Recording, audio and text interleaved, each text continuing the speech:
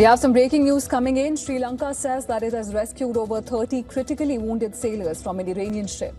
Foreign Minister Vijay Tahiraj said that the 32 sailors were aboard the Iranian frigate Iris Dana, which sank on Wednesday just outside the island's territorial waters.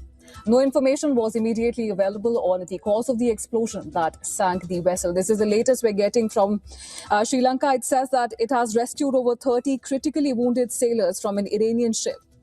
The foreign minister said that 32 sailors were aboard the Iranian frigate Iris Dana, which sank on Wednesday just outside the island's territorial waters.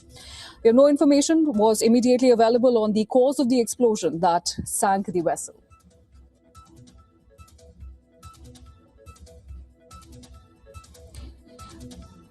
Well, this is the latest we're getting from Sri Lanka. It says that Sri Lanka has rescued over 30 critically wounded sailors from an Iranian ship. And Foreign Minister Vijay Tahiraj said that the 32 sailors were aboard the Iranian frigate Iris Dana, which sank on Wednesday just outside the island's territorial waters. And to get us more details, we're joined by my colleague Jyotsna Kumar with more. Jyotsna, tell us what you know. Absolutely. As you've mentioned, yes, Sri Lanka has indeed rescued 32 critically wounded sailors.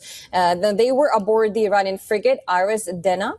Now, Sri Lanka's foreign minister, as you mentioned, Vijay Tahiraj, has said that the frigate sank on Wednesday. This is just outside the island's territorial waters. Now, of course, it was a 180 crew frigate, and it had issued this distress call at about dawn. Sri Lanka's defense ministry did say that it was searching for other crew of the Iris Dana, which went down about 40 kilometers south of the island.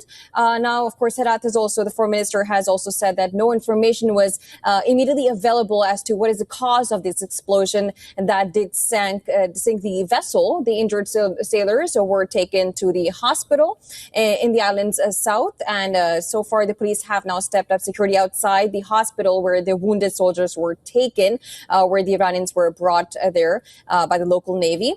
And now an official has told AFP media that they are they're keeping up with the search, but they do not know what actually happened or what has happened to the rest of the crew. And there happens to be very less chances of finding any more survivors.